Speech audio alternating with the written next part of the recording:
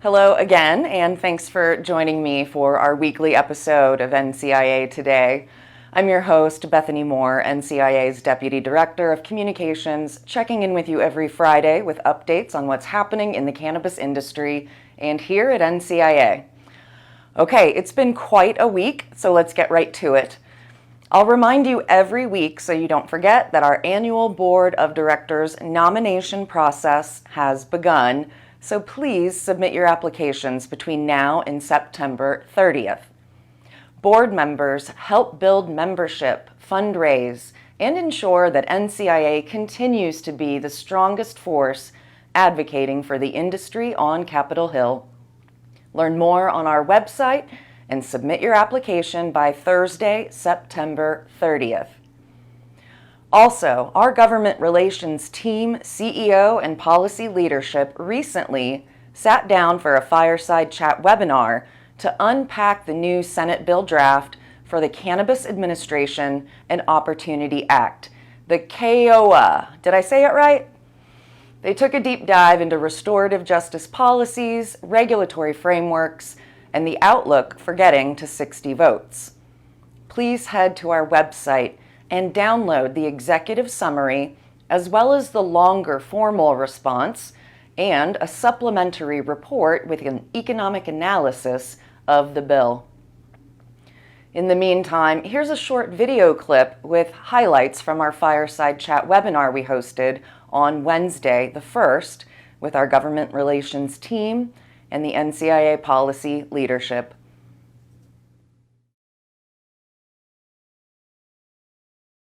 What is their goal and what they're trying to achieve with all this? And it gets back to restorative justice and attempting to repair like the harms with the war on drugs. I would love, big picture. Do you agree with that? Like, and then I would love, like, is there one big concern you see? Like, this sets off your spidey senses, and what's a great thing that's in there where you go, yes, this is what we're talking about. Would just love to hear that. I mean, I think that there's a lot of things that set the spidey sense off, right? But to the point again that it's going to be a process to get to the finish line, I think is what encourages me. There are concerns with, look, if at the federal level we have legalization, but at the state level, there's certain states that are allowed to opt out of that program. How does that perpetuate the war on drugs through, diversion, trafficking between states, things of that nature, which is what we see aspects of right now. It's a problem in this war on drugs in the sense that, some states are legal, some states aren't, and it does drive this illicit market. And then the policing that happens along with that illicit market. And, historically speaking, that's policing that's been targeted towards certain communities. So, that's one of the big concerns is how that gets done, I think is going to be really important to make sure that, we don't see the perpetuation of the war on drugs with cannabis, right? If they're legalizing cannabis at the national level. So that's something that definitely concerns us, but, hopeful that, through dialogue, there can be, resolutions that make that not as much of a problem.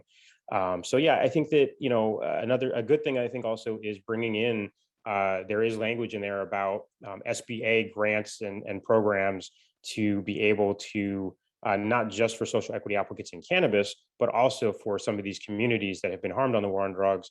And again, as long as we're doing things to really hold these means accountable, so that this money does get to the proper programs, get to the proper communities, I think that that's in the right direction. I'm going to throw this to Cooper, and I want everyone jumping on. What does this mean for interstate commerce? The answer is day one, there isn't interstate commerce. There's not interstate commerce until the machinery is created to regulate that. And that's one of the things, and I realize it sounds like I'm answering a question, but of course, Mike knows this. You've been in the weeds on this, but until there is a federal system in place to set those rules, and until states have a system by which to allow imports of cannabis, right? Today, you have these siloed chains. So a retailer can purchase from a licensed distributor or manufacturer or cultivator within a state. In the future, there needs to be a mechanism to bring product from out of state into that state and to enter that license chain. So there's all sorts of mechanical, interesting questions. So if this passed tomorrow, wave a magic wand, you still wouldn't have interstate commerce immediately. There would still need to be rules And one of the things that I think we tried to do very hard was to point out areas of rules that are important to make that work.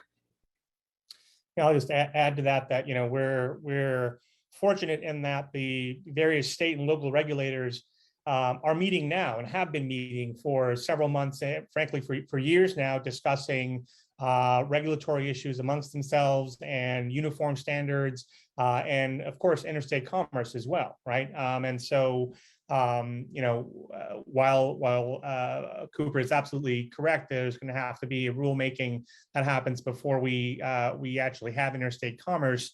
A lot of the background work is being done now, right, by the state regulators, by the local regulators, and by industry, having these discussions about, well, what's it going to look like, right? What's consumer protection going to look like in an interstate market? What is what's going to be most efficient for operators? What's going to allow for social equity operators to participate in this market as well?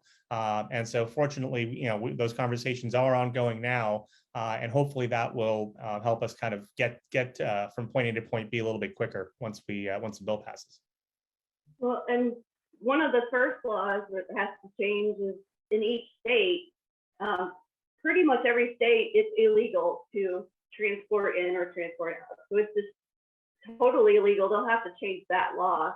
And Oregon already did that in anticipation. And so that's something we talk about with our allied associations, and maybe kind of having a model law that, because one of the first steps is they need to actually, because if it's legal federally, they still have it illegal.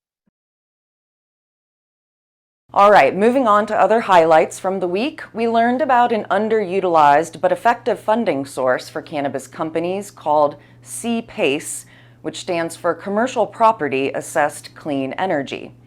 In a blog by AB Management Group, we learned that CPACE is a funding tool that gives owners of commercial, industrial, and multifamily properties access to long-term, fixed-rate financing for energy efficiency, water conservation, and renewable energy projects. Definitely worth checking out, so head to the blog to learn more. Next, in a blog by NCIA members iSolicity, we dive into the supply chain and specifically why auditing your suppliers is an important step to protect your business. Whether it's for nutrients, soil, or other raw materials, a regular audit may be needed to ensure that the supplier continues to deliver products that are of high quality or with up-to-date certification in order to be used for production or manufacturing. Check out the blog on our website.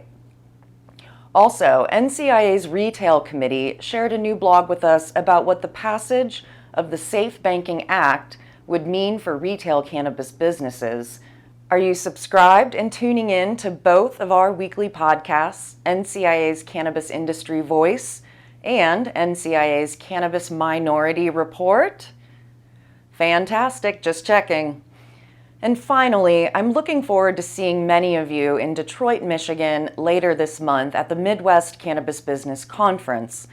Join us on September 22nd and 23rd and come say hello in the podcast studio on the expo floor.